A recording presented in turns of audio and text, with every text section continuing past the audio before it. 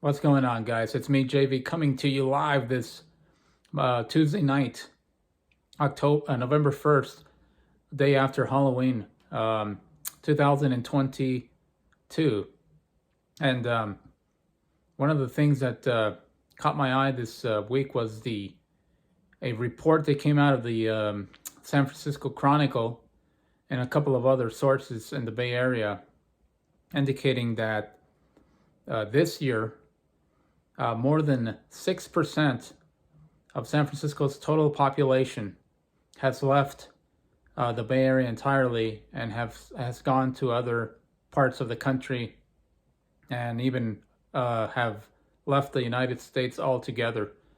And I am absolutely not surprised by the report because right now the mortgage interest rates have risen from, I believe, from the mid threes up to 7% right now.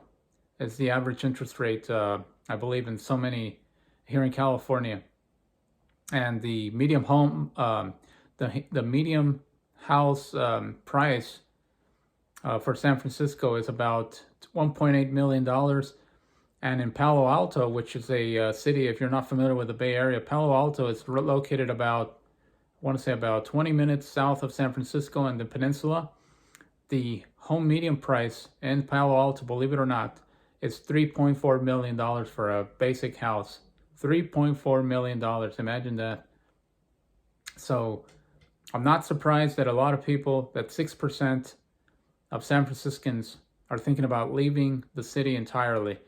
I don't know if you guys have been to San Francisco recently, but it is an absolute ghost town. The downtown area is completely vacant. It's not as vibrant as it was prior to the pandemic. There's a lot of empty buildings around the Union Square, which is the main touristy or where the main shopping stores and malls are located. There's a lot of empty, vacant buildings there.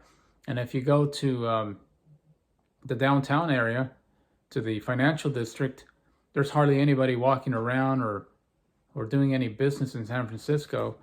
And it's been like this, as I mentioned, since the pandemic hit back in 2020. So it hasn't recovered. I don't think it's going to recover anytime soon. But we are living definitely in a different time. And even though San Francisco is still a very much desirable tourist attraction as far as tourists is concerned, there's still a lot of people around the country that want to come to San Francisco to visit and to explore the city. More and more people that are actually living in San Francisco are deciding to move elsewhere, move to the Southwest, move to the South, to Georgia, to the Carolinas, because obviously down there the cost of living is much cheaper than it is here in the Bay Area, especially in San Francisco. And I heard also, or I read an article a couple of months ago that says that in order to be just above the poverty line in the city of San Francisco, you have to be earning about $200,000 a year. Imagine that, $200,000 a year just to be considered above the poverty line in San Francisco. If you go to any Latin America country and you're making $200,000 a year as a remote worker, can you imagine what your quality of life could be down there? Just imagine the type of house or apartment that you can be living in, making that type of cash. So it's not surprising that you're seeing more and more people leave San Francisco, leave the Bay Area entirely. And I still think that the weather is just spectacular. It's probably the only good thing that is left here in the Bay Area that's worth staying for. The nightlife is non-existent nowadays. Since the pandemic, really, the nightlife has taken a huge hit. Not a whole lot of people are going out as much in San Francisco or in San Jose or Oakland, for that matter, like they did prior to the pandemic. So you got to ask and you got to question yourself, whether or not it's even worth staying in the Bay Area and living there, especially if you have a family of four or whatever. So, not surprising at all. And, you know, you're seeing more and more homeless people in San Francisco, more and more crime. A lot of retail stores like Walgreens and 7-Eleven are closing. They're shutting their establishments, CVS Pharmacy, because there's really no incentive to do business in San Francisco anymore.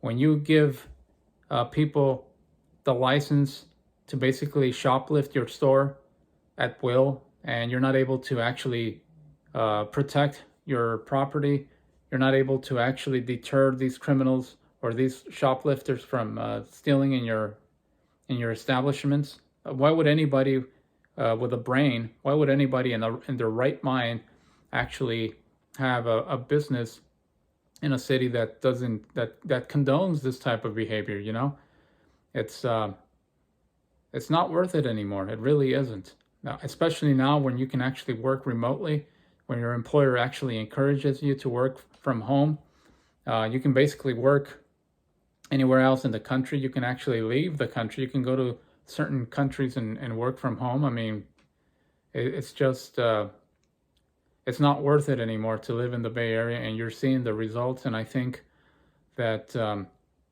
eventually, my guess is that eventually things will come around, that you will see more people migrating to the Bay Area and basically taking over the spot of the people that are leaving the Bay Area entirely. But it's going to take some time. I would say it's probably going to take another 5 years or so before you see some remnants of normalcy that you saw prior to the pandemic in San Francisco. But yeah, it's a nightmare to live there, and you're seeing a huge amount of people just leaving entirely the Bay Area. But anyway, just wanted to share this article that came out a couple of weeks ago. I think it came out in the middle of October, highlighting how many people highlighting that number. 7% of San Francisco's entire population is thinking about leaving the city entirely over the next year. That is an astounding